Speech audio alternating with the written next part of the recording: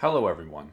Today, we're going to shift gears away from Powered Automate and focus on using Cloudmersive connectors on the Nintex Cloud Automation platform instead.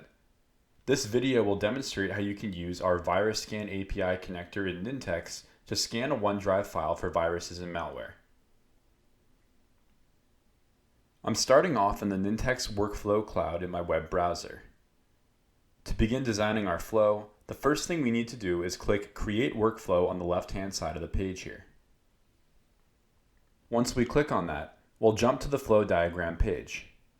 On this page, we'll see a searchable list of utility actions and connectors on the left-hand side, our flow designer in the center, and a configuration tab on the right, which starts off by asking us to select how our flow will begin.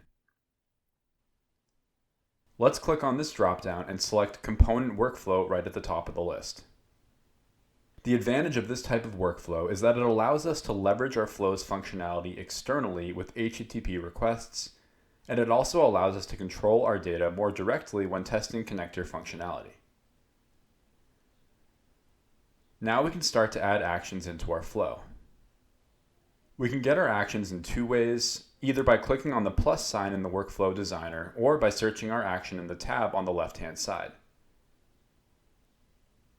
Let's use the search function on the left for now, and let's type OneDrive to bring up the list of OneDrive actions.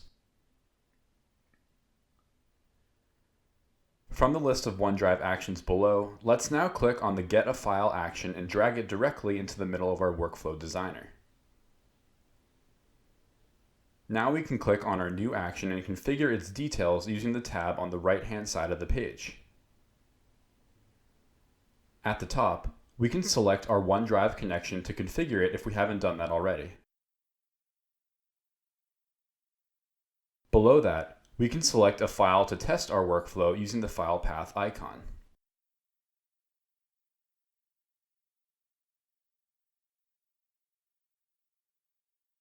Finally, we need to store the output of this action in a variable so we can use it later in our workflow. To do that, let's click on Select a Variable, and then click Add New Variable. This will bring us to a more detailed variable definition page, where we can give our new variable a relevant name and confirm the type of data it contains. Let's name our variable something like OneDrive file content, confirm file as the data type, and then click Create at the bottom to finish up. Now that our variable is stored, we can navigate back to the Store Output dropdown and select our new variable from the list.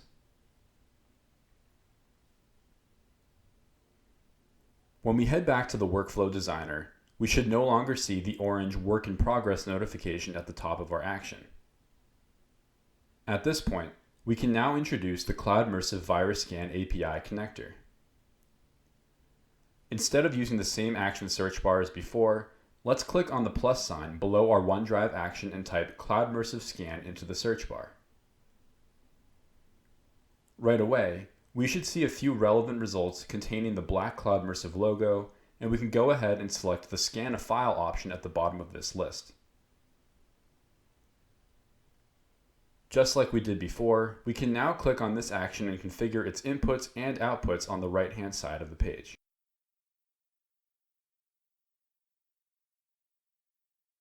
First, we need to configure our connection, so let's go ahead and select Add Connection from the dropdown.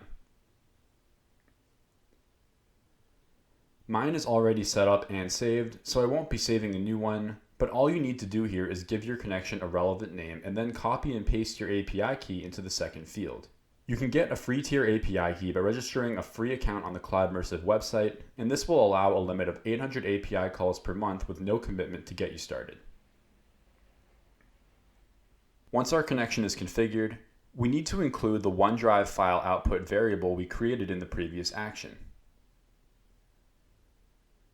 To do that, let's click on the Insert button, which will take us back to the variable definition and selection page like before.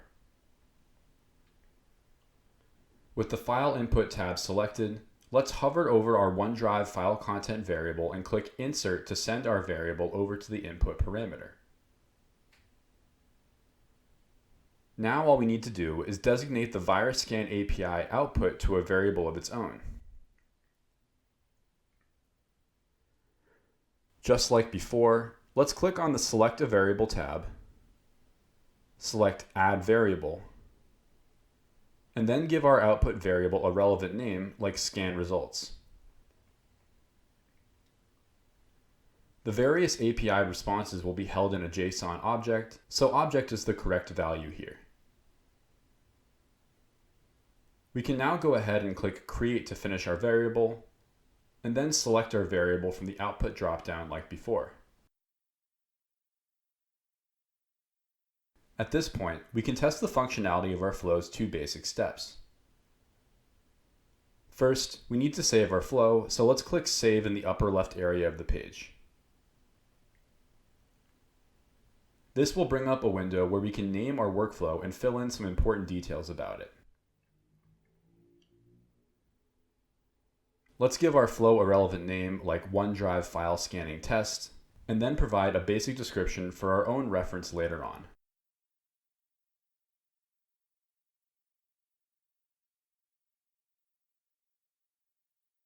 After that, we can determine who the workflow and business owners should be, but I'm going to leave these blank for now. Let's now click Save at the bottom and wait a moment for that to wrap up.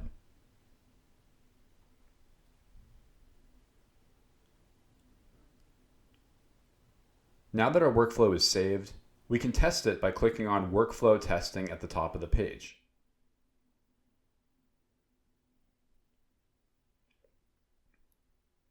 After Nintex stages our flow, it will alert us that our flow doesn't have any start event variables, which is fine, so we can go ahead and click Submit. After that, Nintex will initiate a 10-second countdown before updating whether the flow run was successful or not.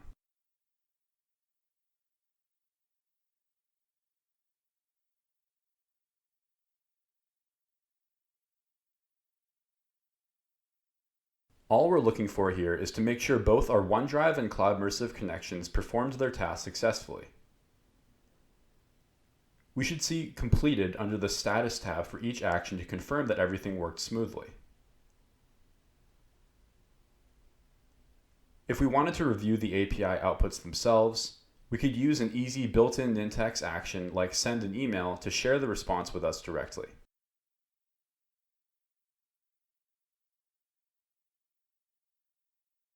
That concludes our workflow demonstration.